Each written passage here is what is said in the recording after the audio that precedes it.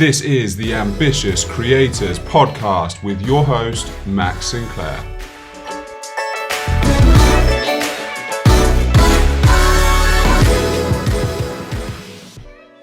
So, hello everybody. Welcome to one more episode. This is episode number 3 now. The first one was me taking the piss out of myself, interviewing myself with my own questions. And then we had Margot last week. And now we have AJMorris, who is my PT as well. So you and me, we have YouTube conversations every Friday anyway. And this is the first time we were just saying that we've had a back and forth conversation, which will be nice. But probably a good starting point would be, could you introduce yourself? So what do you do and what's your background? Sure. So first of all, thanks for having me on, dude. I really appreciate it. And it's cool to be on a slightly different podcast because I'm used to being on just very fitness dominant podcasts. So it's nice to get into these kind of topics. So for me, I'm 24 years old. I've been running my own business since I was 19, and I was a PT one-to-one in the gym for a year and a half before I realized that I just didn't really like the schedule. I didn't like running on, without sounding rude, I didn't like running on other people's time. Yeah. I want to run on my time. I want to be able to start work when I want to start work, and ultimately like have control of my day a little bit more. As much as I love working hard, definitely love working hard, I also love having my own thing as well, my own schedule, my own day. So I stopped PT and started my own business, which just prioritizes in coaching people online, a wide variety of people still. I still have some lifestyle-based clients like yourself, Max, who at the moment, the goal is not to step on a bodybuilding stage anytime soon.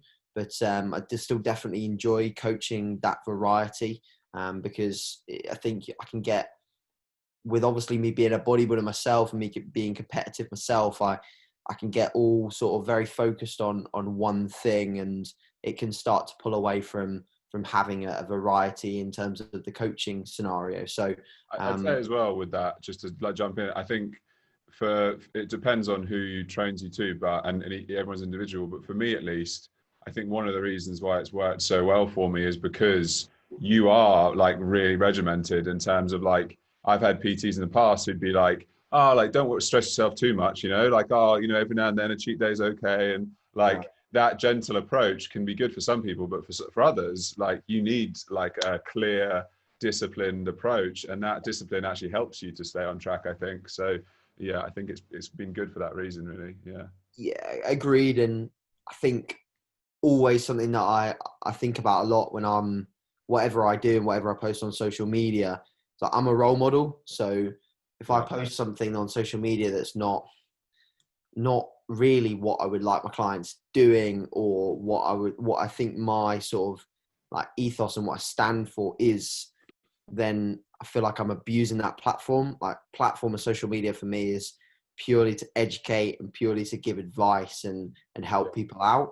And that's been we might get into that side of things in terms of questioning, but that's been just the main driver of my business. So, and it's even things like I won't share much of my personal life on there for a reason. It's because I'm very professional in that manner. I don't like to mix what is essentially driving my business forwards with what is going on in my personal life. Like I just don't see like that maturity level of people that share way too much of one thing, unless their brand or business is driven by what's happening in their personal life, which happens a lot with influencers and YouTubers and things like that. People checking their content just because they want to know whether they bought a new house or they've got a new girlfriend or some shit like that. But mine's not driven by that, so I don't go to that level with my content.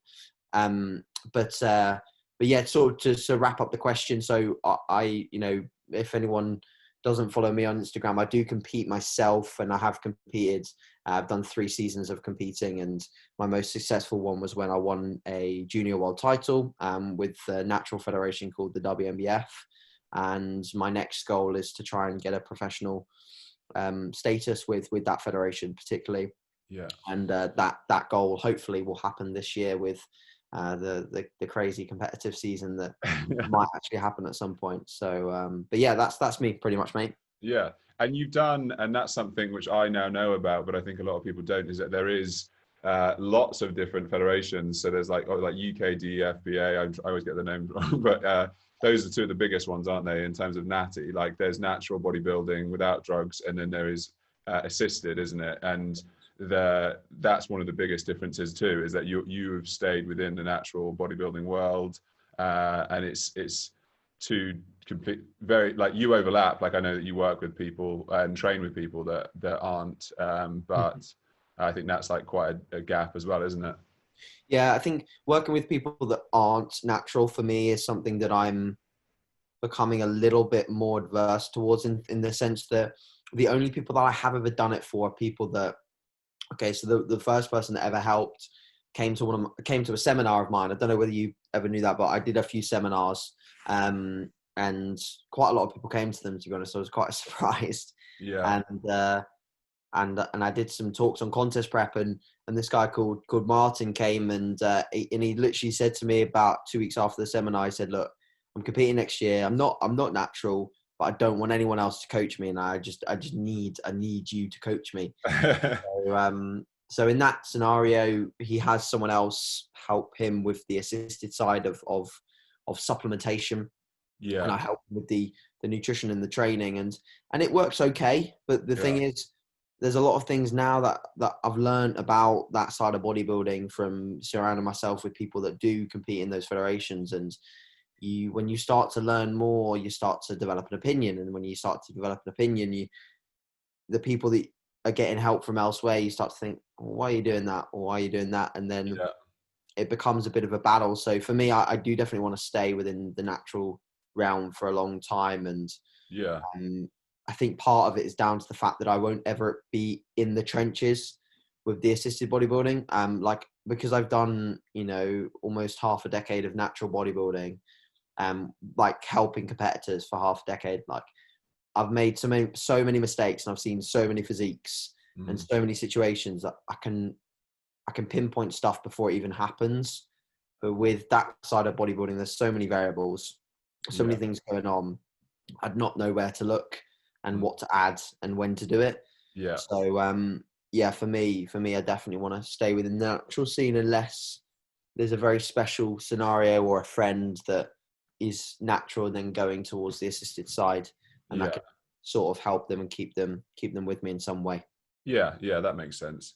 And out of all of this, obviously, over this journey, you like, firstly, it's always like surprising to anyone how young you are, and you've also been able to build a really successful business and also a career in actual bodybuilding. I think like anything like those situations is always impressive anyway, when you have like essentially an athlete and also a business person. I think is like two sides of a different kind of coin, and that's like, there's a small percentage of people that can be successful athletes, and there's an even smaller percentage of that group who I think are business people and, are going to be successful in that. So when was the point really when because I know that you used to be you race driver, you were, there was like completely different thing basically. And then you made this switch. So when was that? And what made you drop into, this has been like your lifetime basically since, isn't it?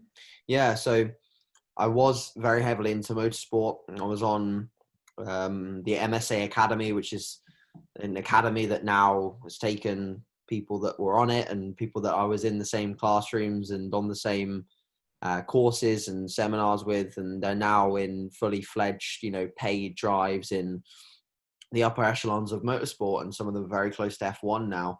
So it was just something that for me, like, motorsport was absolutely my life from the age of about 6 years old until I was 16, 17. And the reason why I did initially start motorsport is because I was brought up with it. So when I was even a little baby, like, I'd be sitting down with my dad and watching, he'd have the F1 on, and I was, showing all the books, and like, basically it was just fed into me. It was like very much like if I was to have a little one in the future, I think bodybuilding would be a little bit of their life for sure, because it would be something that I'd talk about and hopefully something that I'm involved in for a very long time. It's your passion, isn't it? Basically, like, I think that's the core of everything, is like, if you show passion in anything, then that's contagious. Like, you can make people fall in love with something purely from showing passion for it. Like, Yeah. Yeah, so it's like that whole nurture principle, isn't it? Yeah. So that's how I got into motorsport. And then in terms of the crux of the matter is, it's just a very financial driven industry. And if you don't have enough money, you're just not going to make it. So the time we just ran out of money to make the next step, really, like just spending a ridiculous amount of money already. And it was going to be a ridiculous amount more to progress to that next level. So at that point, I was already very into my fitness and my health, because I wanted to be the fittest that I could be for motorsport. And it was a little bit of obviously a different training stimulus. The weight training was much more aerobically based than it was strength based. I still had some strength stuff in there, but it was more aerobic based. And then, just like, I remember saying one day to my dad, like, he didn't even stop it. I stopped it because I just said to him one day, I just said, look, like this can be my last race weekend. And then I'm fine with moving away from this, because I just remember getting so frustrated that I was getting, I wasn't blaming like anything really, but I was getting frustrated that people were getting ahead of me by spending more money on a new chassis or a new engine, or a better team to be under that had more knowledge, and I just couldn't afford to keep up. I couldn't even afford to keep up with the track time that some people were having. It's like when you want to make it a motorsport, you have to make it your absolute, like, your entire life, and of course your house, or your dad owns a bank or something like that. That's genuinely how you make it, or you get a very lucky break with a sponsor. And then obviously I got really into my weight training, and it was only a year after that I actually did my first bodybuilding prep. It was a year after I stopped like being involved in motorsport, because I'd already started, with the weight training, and responded pretty quick. So I'd already had a decent basis, and then I just I got stuck in with a coach. Had a coach for 1 year in 2014, and did my first show, and it was basically hooked ever since on the process, and the fact that I could beat people based on how hard I wanted to work, rather than how much money I had, because that's too costly. Yeah, I mean, that's definitely a huge thing, isn't it? And I think that people talk about that still in F1 is, there's certain teams where, and there's movies you've seen about it, was it Seneca? Is that the name of that film? The one... Senna. Yeah, that's it, Senna. And like, these types of stories that essentially there's a lot of a big money element, even at the top and everywhere, where, and it's the same with football and so many other sports where, and I think that there's always going to be that money is one like divider, and then also pure effort and force and like consistent effort. I think that's probably the more purest one, which feels better, doesn't it? It feels cleaner that you're going to have won out on something from that instead. You can't buy the win, basically. You can't be Man City. And You're very right. In F1 at the moment, because I still follow Formula One, there's a lot of cost caps coming into play to make the whole thing closer. Because it's become a case of, even when you get to the top, if you're not in the top team, you don't win. It's Lewis Hamilton and Bottas that is going to be at the front of the field pretty much half the time, because Mercedes have got the most money. And the money that is spent is absolutely fucking insane. Like, it is insane. And the comparisons it's like the comparisons in football, the comparisons in the top driver salary to the bottom driver salary is so huge. It's insane. But I don't think I'd ever change it for the world, to be honest. And the more that I learn about money and like earning, and like, I'm very driven by financial goals, and I definitely have financial goals that I want to hit. But at the same time, the more money that I earn, the more that I realize I'm not doing a lot with it. So I don't know what I don't know what I'd do with a lot more. Because I like a simple life, mate. I don't like lots of massively flashy things or anything like that. Like, don't get me wrong, I wouldn't mind having a specific car. I've got a couple of specific cars that I'd absolutely love to own. Yeah. but they're not things that I need. They're not things that I require. Like, I'd quite happily wear the same clothes every day and drive a normal car and live in an okay house, and I'd be perfectly fine with that. Mm. So if I was earning, the amount that they earn in F1, I genuinely would not know what to do with my money. I'd just be probably putting it into other people's pockets in some way, shape, or form. Because that's what I Yeah. do. Yeah. I think But yeah, it's I mean that's a good thing, and to be honest it reminds me of like interviews I've seen with like Dorian Yates and people where like I think it's that that's what makes a lot of like the big successful people I've heard of in things like especially bodybuilding, which it just feels like as much or more than anything it just takes like to get to the very peak it's like 10 years or something of just repeating like box ticking and actually to have some kind of brain which is instinctively saying like, oh, I want to go get flashier this and do more of X, Y, and Z is going to break you out of this good routine of like a consistent daily practice of like, I wake up, I eat my fucking oats. Like you don't need some like special other thing. Like you're happy with the oats. Like that's the consistency that's born from not being like obsessive over, other things, I think. Otherwise you get distracted basically, wouldn't you? Yeah. Yeah, 100% agreed. Yeah, definitely. I think the distraction element of bodybuilding is huge. You can have distractions in so many shape or forms. And the more you're able to focus on, unfortunately, the selfish aspect of the sport is going to be a huge sort of catalyst for your progression. And, it's why a lot of bodybuilders do tend to migrate towards a very simple, repetitive, Yeah. quite introverted life. Yeah. And it's something that I've definitely tried to mitigate, and I feel like I've done an okay job at it in the most part. Yeah. But there's definitely lessons that I still have to learn about being able to have a greater degree of balance amongst, because the thing is, a bodybuilder's mindset it's very hard living with a really, really aggressive growth mindset, because as much as you get rewarded from that in business and in life, it cross transfers to like everything. So in everything, you always think that more is better or there is better, and that causes problems. It really does cause problems. Like it causes problems with your decision making processes. It causes problems in your personal life, because you're constantly trying to be better and grow, and you're not ever really truly content with what's happening or what's going on, or your current life.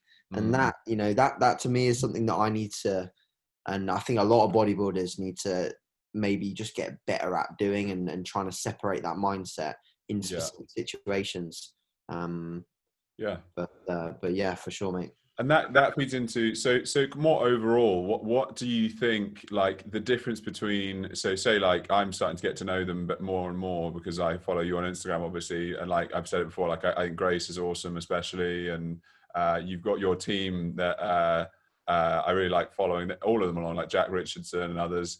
And what do you think it is that you look for or think is well, the positive side is, what do you think that they have that makes them, have that potential to be the actual winners as well, not just placing, but actually being number one, and like genetics, and I understand who else turns up as all of these outlying factors, but what do you think it is in particular that puts them ahead?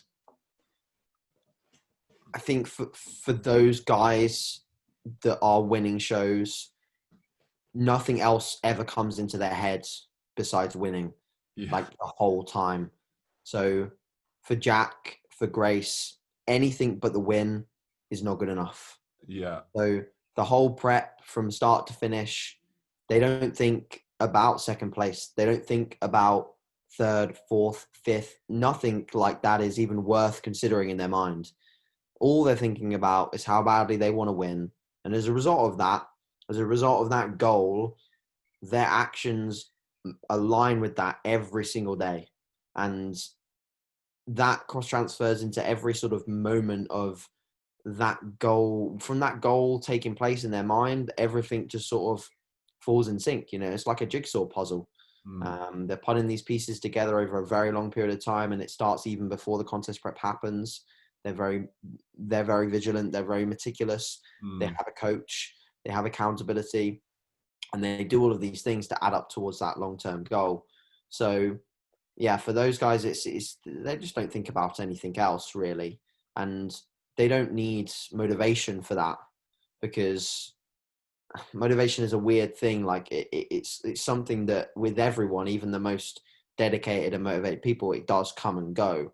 But if you need motivation to get something done, then that's a problem, because a lot of the time you're not going to have the motivation there to drive towards something that you want. So it always comes back to how badly did you initially want the goal that you're chasing. If they think about it so much and they want it so much, on a day where it's rainy and they're tired and they need 5,000 more steps, they don't care whether they're the most unmotivated person on earth. They're getting a jacket on and they're going out and they're doing the steps. You know? Whereas when someone who has a goal that doesn't maybe mean as much, it's not a deep burning desire, the jacket's staying in the cupboard and they're staying in. You know, guaranteed. I think there was when I've experienced this myself so clearly of, you know, for when I was younger, in my early 20s especially, and I'm sure still now, I'm not going to lie, it was women, 100% was like, you know, a motivating factor of like, I want to look good for women. That is literally it. Like, and there was, it became a thing that I became more in love with the actual process and love for the actual process of bodybuilding. But the start was definitely born from just like, I want to look good for women. And I remember that there'd be these periods where for whatever reason, I would be away. I'd be like, you know, whatever, say COVID, like thank Jesus I met you, because this like 2-3 months of being stuck at home with no chance to meet women, I had no reason to basically keep myself in shape in some way.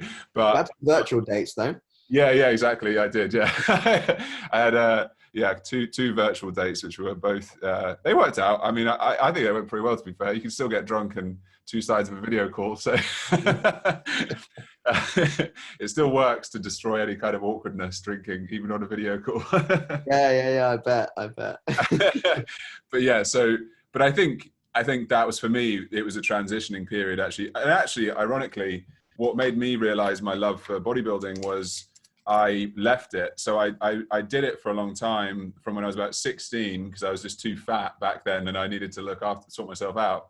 Went into weightlifting, but very badly, and I didn't do it the right way.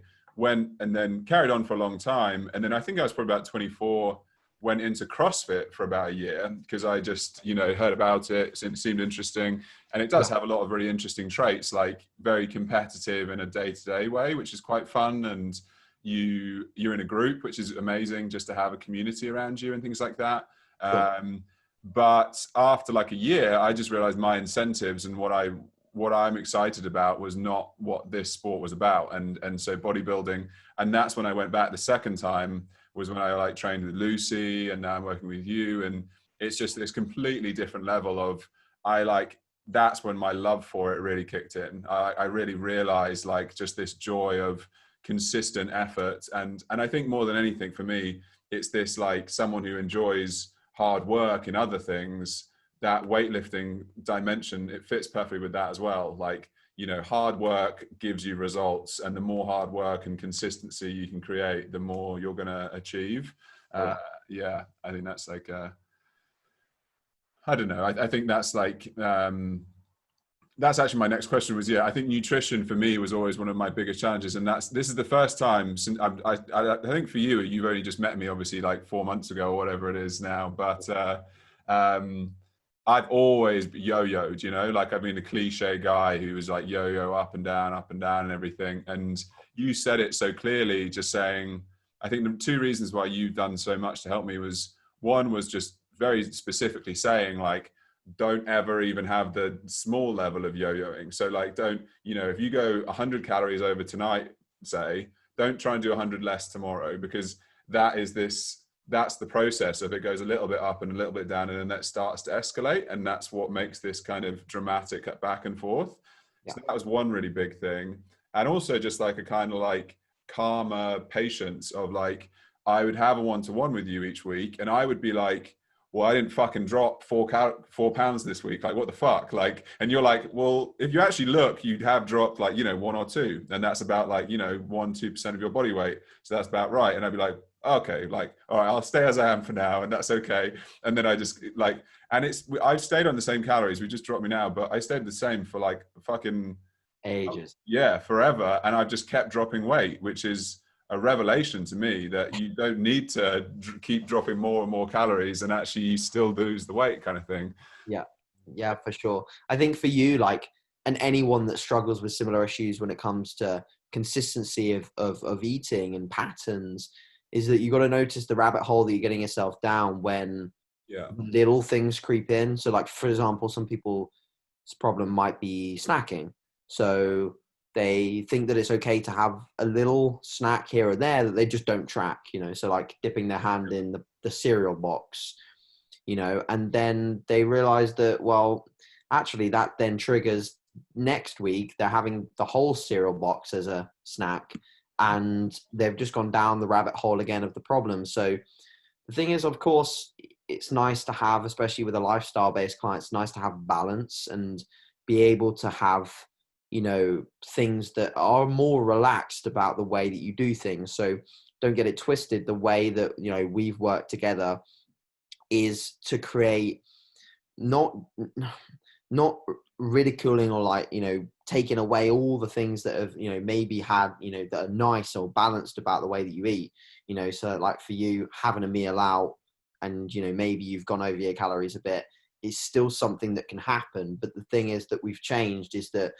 the issue was always what followed that, and the over restriction and the trying to catch up, and as a result the yo-yo, so for we just, instead of yo-yoing, we accept that if you have a meal out and you go a little bit over, it happens, we move on and we get back to the consistency that we were having sort of day to day every day, and that I think will change your perspective on food for a long time, and allow you to, when we do reach, a composition that you're really happy with, whether that be, in the near future, in the long distance future, when we've built more muscle, you'll be able to actually maintain that look and be happy with the way you look daily, and still be able to have, good amount of life balance with the way that you eat. Yeah, and I think it's just it is genuinely, I can feel it in me that there's this almost like a calmer brain behind it all. Like you're not like in this situation where and you don't realize it until you get into a more stable place, that your emotions are so connected to the food and to your diet. And, if you're in these ups and downs, your blood sugar levels are just flying all over the place. And so your brain tells you whatever it wants to tell you. And I really do think that that's like, people will be listening to this, but one of the little things I think that would be the most common thing that would probably help someone in their average health is like realizing this, because it's such a built-in habit and routine of our society that, live for the weekend. That is like the way of the life of everyone is, Friday comes around, go to the fish and chip shop and get yourself like, fish and chips, because you treat yourself because it's the end of the week kind of thing. And then Monday turns up and you feel fat and disgusting, so you eat half the much or whatever. Like, you'd be surprised, man, how many people have either moderate or full-blown eating disorders and they just don't realize it. And they just think that that's life. They just think that that's life. And I've watched it, like, being in different people's houses and families' houses that aren't bodybuilders. And I'm like, the way you eat just does not make sense.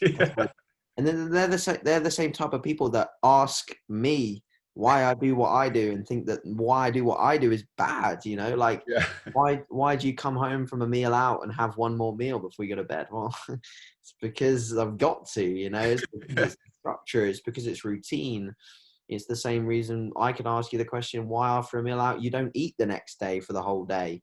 You Yeah. know, like that's not right. That's definitely not healthy. So Yeah. yeah, mate, I think that the fitness industry helps a lot in terms of trying to reach out to people that are in these spots and these situations that realistically are just not good long term, and Yeah. create unsustainability, a lack of sustainability with any diet that they do follow. Yeah. You know, it's like I was in the barbers the other day with a guy that said he was an ex-bodybuilder, and I don't know what bodybuilding advice he was listening to because his diet made no sense. But he also then told me he had like a bit of weight on him, and he said that he just bought these skinny jabs. Not sure if you've heard of them, but apparently, like, they're literally injections, skinny injections Yeah. that you have that suppress your appetite.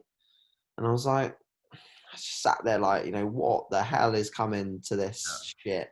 When in reality, you know, fundamentally, this guy has just got to get himself into a deficit and he'll lose a ton of weight because he's Yeah. a heavy overweight individual, you know, and just it really perplexes me how, you know, still, even though there is so much advice, and this is why personal trainers, like, I tell them not to worry about regurgitation, because there are still millions upon millions and millions of people that don't know that a deficit is what you need, and Yeah. that controlling energy balance is what you need. So if you make a post about energy balance, if that gets shared one more chain along the thread in your friendship circle or your following circle, you're probably going to you probably will change someone's life. Yeah. You'll remove the fact that they have to use skinny jabs or whatever.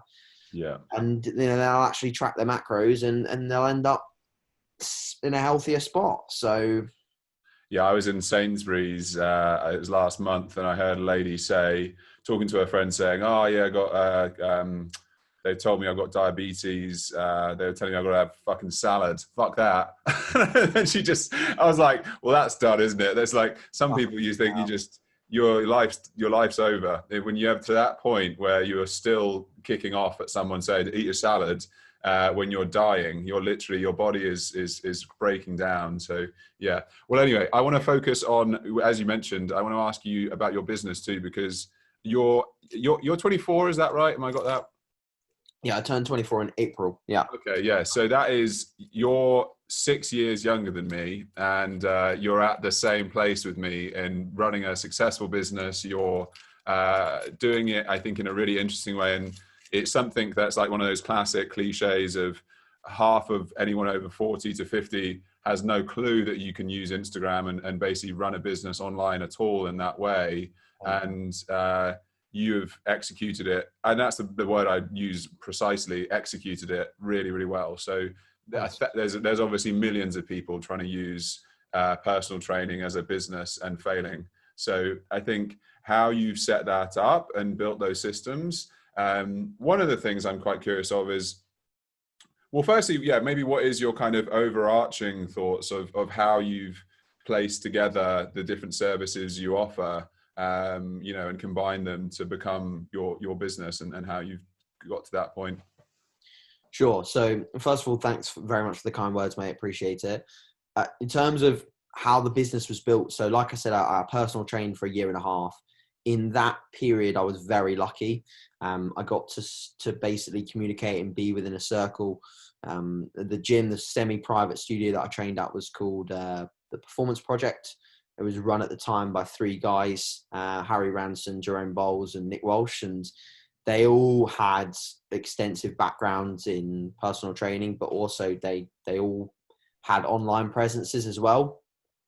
So I was very lucky to learn from those guys the processes of coaching, not from just a one-to-one level, but also how to manage these people fundamentally online as well.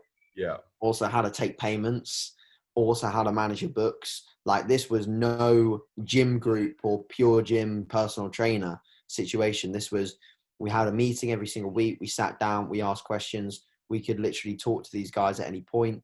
And I also learned, you know, not to no, these guys won't really listen to this, but not to slam either of the other guys. But I also learned a lot from Jerome, in the sense that he would be there legit from about 4:30 in the morning until about 11 o'clock at night. And when a client came in at 9:30 for a session with him, he'd still be just as buzzing as he was at 4:30 on his laptop. Yeah. And I was like, okay, if I want to really build something in the future, I've got to just be absolutely relentless with what I do. Yeah. And I never heard it come out of his mouth that he was like tired or that he was run down or anything. Like, yeah, sometimes he was a bit snappy and he was a prick to me sometimes, but now I totally understand that, because I've been snappy and I've been like, not with clients, but I've been direct and in a good way, because you've got to be, and because you're efficient, because you're a machine at what you do. Yeah. You've got to tell people how you want things done. And if I was to have anyone that was employed by me, they'd be treated in the same way. They'd be told how to do things straight up. Yeah. Without any bullshit. Yeah. Yeah. And so yeah, I was very, very lucky with that. And the reason why I didn't like PT, because there was a ceiling. You can only coach a certain people in a day, and as much as you can only do a certain amount of feedbacks in a day with online, I'm not going to skirt around it. The profitability of the business is in like just a completely different level to what you'd get one-to-one. Completely different level. I mean, the basic mechanism of like also just getting to places back and forth is negated completely, and that in itself is so under recorded in terms of what the cost is to something. And then obviously, you know, it's much more precise conversations that we have, and you have those set out perfectly. Just that in itself is massive, isn't it? Yeah, I think the biggest asset we have as anyone that's operating a business is time. You know, time is your greatest asset. So if anywhere you can gain time back without losing efficiency, without losing quality, then you should really just search for that in every, like, I always search for it. I'm always thinking about my systems, and and have like back and forth conversations for like hours with other coaches, and I'll ask so many other questions about how they run things, how they do that, how they do this, because I'm confident I won't change anything that I do for a while, because I think that I'm very close to having this not perfect but great balance of quality and also efficiency at the same time. So I'm not wasting a lot of my time, but I'm also giving a lot of my time. So I can charge a higher ticket than some other people, because I know that I'm giving more, and I can still stay on top of everything that I need to do. And I don't go to bed with 40 unread messages and wake up with 100 unread messages. You know me, Max, with my replies to things. I'm pretty efficient. You're one of the clients that does tend to stay quite quiet during the week, which is nice in some ways. But any other clients that do have that little bit more that they need, I'm always back to them very, very quick. Yeah. So yeah, process wise and business wise, I learned a lot from being a PT. I learned a lot about the systems. Then I wanted to obviously build in a big way. So the first service that I was offering, and basically the only service that I offered for 3.5 years, was just the online coaching, nothing else.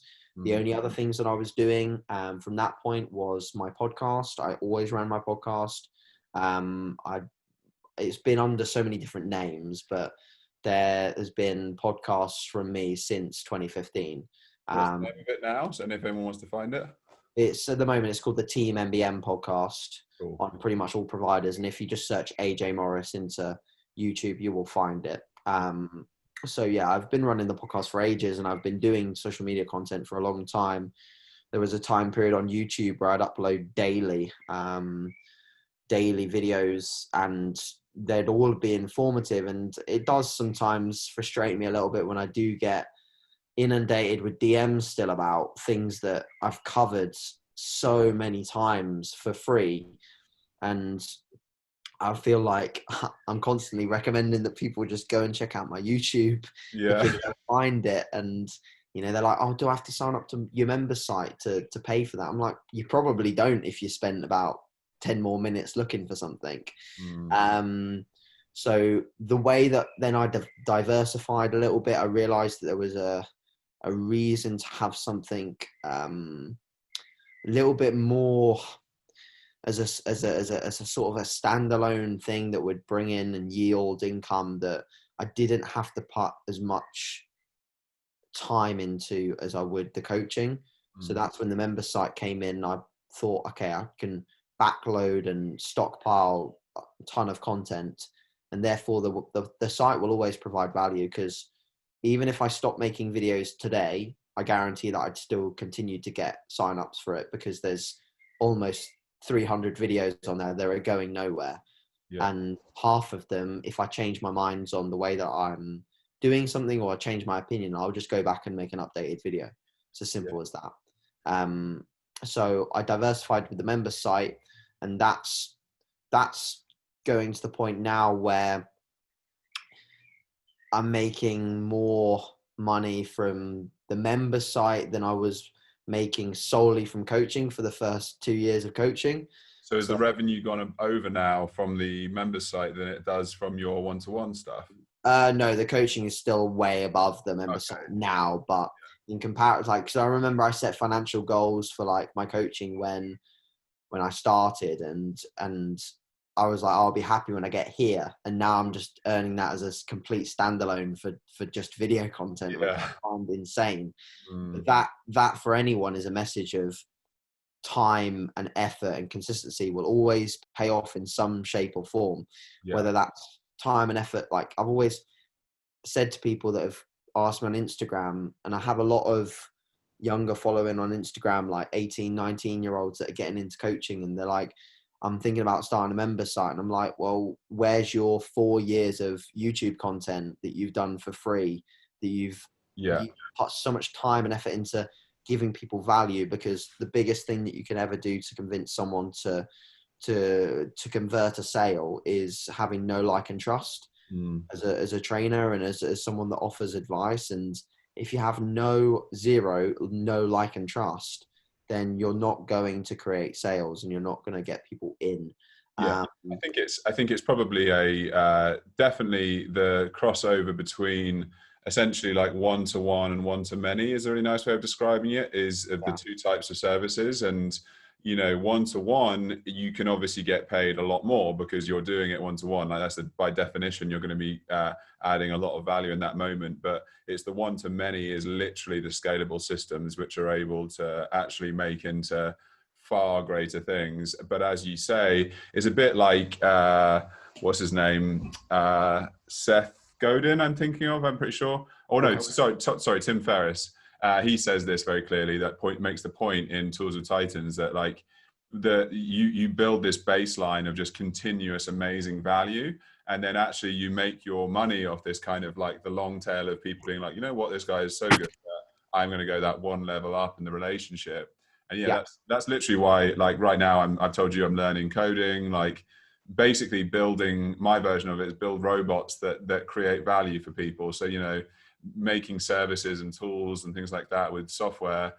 For me, obviously it's marketing and sales and things that work and deliver value for someone every single day. Like they just log in and it's there. And so you created that in your own way with content, obviously. And so information sources and that process to make someone better. So that's interesting. Yeah. And I think you can, that's it. You could just continuously actually, you know, get that members site. I'm sure you could scale that 10 times and it wouldn't ruin your life. Like you wouldn't suddenly have to put in 10 times as much hours, obviously. Yeah, for sure. I think the scalability of it is huge, and something that I am definitely very invested in, because I do want at some point to, you know, potentially just, I think when life gets a little bit more serious in terms of just having more responsibilities. Yeah. Like whether I have kids or whatever, I'm not particularly planning on that right now, but like a long time in the future, let's say a decade in the future. far away with the kids. Far away. I don't think I want to be at my laptop as much as I am, you know, like Yeah. genuinely I'm at it all day, and I do get concerned at the fact that I don't really have a day where if someone asked me to go out and do something that isn't just training, I can't, like literally, Max, I won't be able to do it. I Yeah. won't be able to do it. And I know so many other people that are very much similar in that situation. So, you know, like, if everyone's sort of like getting worried in this lockdown period, like for me, my life is lockdown. It genuinely is. But I wouldn't, see, the thing is, I wouldn't change it for the world, because I know that even if I go out and do something that I enjoy, even if I go out and say like I'll go and, you know, watch some motorsport with my dad or something, Yeah. I know that in the back of my mind I'll be thinking like I could be at the laptop. Yeah. And that is something that I need absolutely, and that's something that shows my age, Max. It really does. It shows my age, because I think as I mature, I'm going to be able to create more and more systems that are in place that allow the business to run very efficiently and very effectively, very like in a profitable way, but I can still do a little bit more outside of the business that's like, Yeah. I'd say, life-based. yeah, I'd say like, don't, like the biggest thing to talk as the old guy for one moment, I'd say like it's also a natural point. Like you're like, when I was to sound very old man, when I was your age, when I was like 24, 25, like you know, it's built into us genetically, biologically, to charge forward like angry bulls basically when we're in our 20s all together. And then like you're built, but, and you know, some of us are charging forward like bulls in a china shop, others are building assets in all of that. So you're building these assets, you're building your brand asset, which is, you know, one of the best things that you can do, and all of these things. But yeah, again, it's like a continuous patience, iterative compounding impact of that is what's going to benefit you so much. And yeah, it's like, it's the same for all of us, but I agree with you. It's how efficiently you can kind of move things into assets, like those assets that are going to build and revenue for you. You know, for me, it's robots in computers, and for you, it's videos in a website. Yeah. I have thought about the whole like avatar aspect of like online coaching, but it's just not something that would ever work and would ever be as good as someone. And there actually has been things that have been created. There's literally been something called avatar nutrition, Yeah. where you sign up and you put in, you know, all your details and things like that, and every week you check in and the avatar makes your changes. Yeah, that was made by a guy called Lane Norton, and I'm not actually sure if it's around anymore or not, but it was very popular for a time period, and it was probably a very successful sort of path for him to take. But there's something that I don't think would ever work. It definitely wouldn't work with physique competitors, that's for sure. Does it come up with cheeky banter in between the does it ask you about your week, and like if I told it I had a date, what would it say is the question? Exactly. I don't know. Cool. We should probably wrap up. It's too easy to talk on for these. The probably one big question, which is really nice to ask, is firstly, who do you know? Who should I have on this podcast? Who else would be good to talk to, do you think? Do you want more people in the fitness industry? Anyone you think would be an interesting story, someone who is, you know, they're working hard on something. Yeah. I think Cuba would be a great person to have on. Obviously, my training partner, one of my closest friends, he'd be a great person to have on in terms of talking about, because obviously he's involved in so many different businesses like gyms and obviously his coaching business, and he's a professional in what he does. Yeah. Besides that, maybe someone like George as well, one of my clients, George Osborne. Yeah. Because he's very into the social media aspect of things, and he's also just come out of university, so it'd be really interesting to talk about his experience in that university lifestyle, and then coming out and realizing that probably just he hasn't needed any of that university. He could have made double the progress if he just cracked down with the YouTube and the online coaching for 3 more years. But it'd be good to get, those two would be some of my recommendations amongst many that I could give you. But I think that's those are two good places to start. Awesome. And how can everybody listening help you? So, you know, how would they, what's the best things to do? Obviously, your Instagram, so your AJMorris _, isn't it? AJ. Yeah. And obviously you're on YouTube. How else can people help you? To be honest, I think those are the best places to sort of like search for more of my stuff. And you can expect a lot more Instagram content definitely from the 25th onwards, because I'll actually be able to post training footage and I'll be able to post more of what's going on, because right now it's like you feel bad if you've got more stuff than another person, and it's just this whole I just don't like social media at the moment, mate, to be honest. Like it's this whole battle of whether you should post something or you shouldn't, or that'll annoy this person or that person. So I'm just staying a little bit more boring on social media right now. And yeah, other than that, obviously my site is madebyMorrisCoaching.com if people are interested in signing up to the member site. And yeah, if anyone wants coaching in the future, obviously you can just buzz me an email and we can see whether we're a good fit. Yeah. I mean, it's been big for me. I've gone from 205 pounds to now 180. So 180. So that's like unbelievable and really great progress. Looking forward to actually building some proper muscle in the gyms again once they've opened up. They're going to get massive, mate. Yeah, I'm excited. Awesome, perfect. We'll wrap it up. Thank you very much. You can find me on I'm_Max_Sinclair. We both like the underscores, I just realized. And my startup on Snowball Creations. And otherwise, thank you, and I'll be seeing you all soon.